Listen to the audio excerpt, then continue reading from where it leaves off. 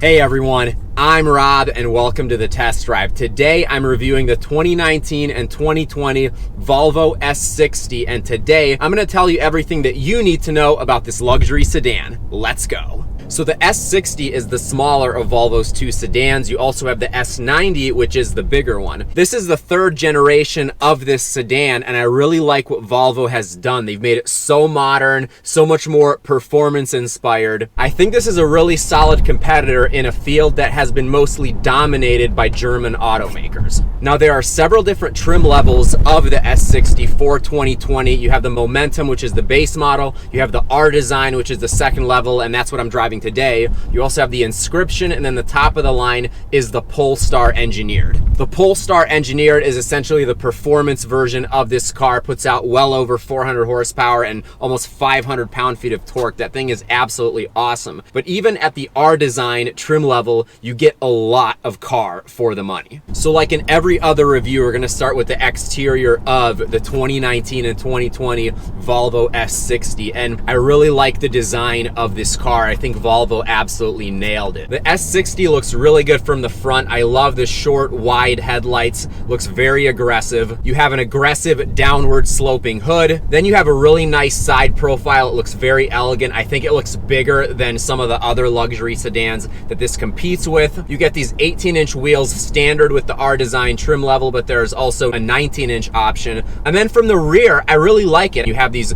really interesting looking, very angular taillights. You get dual exhaust, although for not a whole lot of money, there's actually a quad exhaust option in the R Design trim level, which I think is pretty interesting. But overall, like I said, Volvo absolutely nailed the design of the third generation of this car. It just looks beautiful. Then when you get to the interior of the S60, this is again really impressive. Everything is very high quality. You have soft touch surfaces all over the inside of this car. It looks really good. I mean, the design with this big screen and the controls, just the way everything is designed in here looks really premium. I love that the R Design package gives you Nappa leather standard, and I really like the sport bucket seats that are in this R Design trim level. They're the only seats that are available, and they look really good. They're very aggressive, but they're also very comfortable. This Nappa leather is really soft, and you also have this trim in the seats that's kind of like this mesh material. The other thing I love about these seats is that they have these little tabs on them with the Swedish flag, which I think is a really nice touch. You of course get a black headliner standard, and then you have this nice panoramic moonroof also standard, which is amazing. The moonroof really helps to open up the interior of this car, although it actually feels really big in here. The driver and front passenger have plenty of room. There's plenty of space in between the two. And then you also have a pretty large back seat. I'm 6 feet tall and I had no problem sitting behind myself. And while I've seen some complaints on the size of the trunk, I actually don't have a problem with it at all. I think it's big enough for this class. Then when you get to the performance, there are a couple different options. The base engine for the R Design trim level is a 2-liter turbocharged 4-cylinder. Puts out around 250 horsepower. However, the one that I'm driving is the T6. That's a turbo and supercharged 4-cylinder, and it's also paired with all-wheel drive. So this puts out 316 horsepower, 295 pound-feet of torque, which is very healthy. This is a pretty quick sedan, and it's also rated at 32 miles per gallon on the highway, which for the amount of power and all-wheel drive, in my opinion, is pretty good. So the S60 is definitely quick, and it pulls hard at pretty much the entire RPM range, which is great. My biggest complaint with the performance though is the sound. I just wish it was a little bit louder. The S60 also handles pretty well. I mean, because of the amount of power and all-wheel drive, it's very nimble and it feels pretty planted, although you do get quite a bit of body roll. But I love how these sport bucket seats hug you and just kind of keep you in place when you're driving spiritedly around turns. And this car rides so nicely too. It has a nice soft ride, very comfortable to be in for a long period of time. You also have 3 different driving modes. So the standard driving mode is comfort. You also have an eco driving mode, which basically makes the throttle less responsive, keeps you in a higher gear at pretty much all times. And then you have the Polestar Engineered driving mode, which is basically a sport driving mode that makes the throttle more responsive. It holds gears longer. Difference in the steering.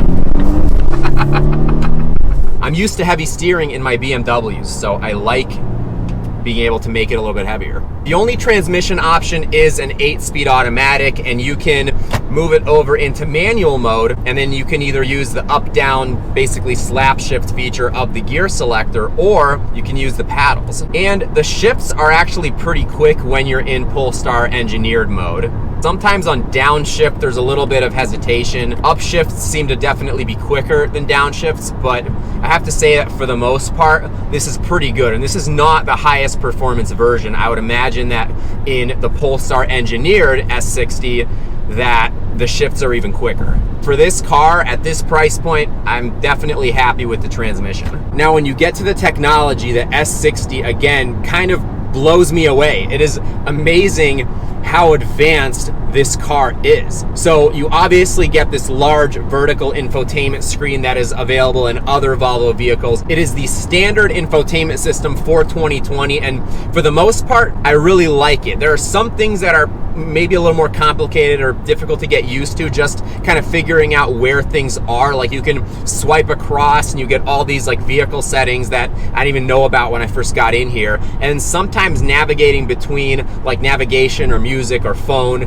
can be a little bit confusing, but definitely in terms of responsiveness and the look and feel, I have to say I really like those aspects. You also do get Apple CarPlay standard, which is great. You get a nice navigation system standard, which I also really like. And then you get this really nice, big, fully digital instrument cluster, which is just beautiful. It's amazing. It looks really good, and the functionality of it is great as well. You get your navigation right in the middle, and then paired with this screen, standard in the R Design trim level, you also get a heads-up display. The standard sound system in the R Design trim level is a Harman Kardon sound system, but for $3,200 you can upgrade to this Bowers & Wilkins system, which is what is in this one, and that is a beautiful sound system. It is really good.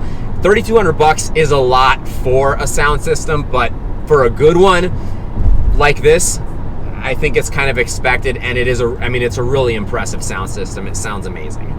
And it looks really good too. I absolutely love the little tweeter right in the middle of the dash. However, if that wasn't enough, there's also a whole host of safety and autonomous driving technology that is available in the $2,500, I believe it's called the advanced package. And that is well worth it because you get a lot. I mean, you already get blind spot monitoring, you get the lane keeping system that actually nudges you back into your lane. You get a nice backup camera with rear and forward parking sensors, and you also get the forward collision avoidance system.